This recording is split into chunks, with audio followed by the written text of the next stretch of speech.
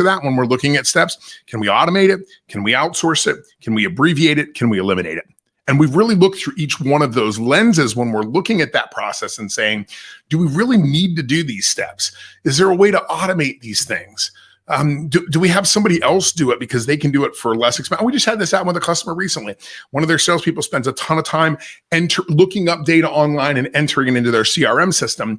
We went onto Fiverr and found somebody for $35 that was able to do about 2 weeks worth of work for them because he was very good at what he did. He was able to go scrape the data online, put it together, push it back out into our system. So that made a lot of sense for us to do that. Let's outsource that. Let's hand this off to this guy for $35 every week or whatever it is to save ourselves a significant amount of labor on the back end.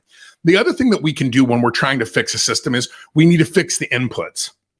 We have to look at the materials that we're getting. We have to look at the code that we're writing. We have to try to reduce deviation and asymmetry inside that system. Let's try to get things normalized so that there's a standard. Let's eliminate as much customization as we possibly can and try to get things down into a little bit of a flow so that we can get into a flow state so we can push product through the system. And then finally is we need to fix the people.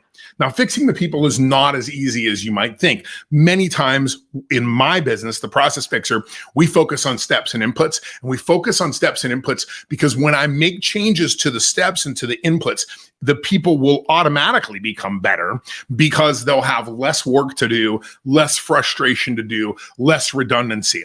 The change management piece is a little bit different, and we have to bring in a whole different set of experts to do that. We can't just expect, like potty training, that we're going to fix something or put a new system into our business or roll out a new CRM and we can show people one time and they're just going to automatically do it. That's just ridiculous. Change inside business is very much like potty training for kids.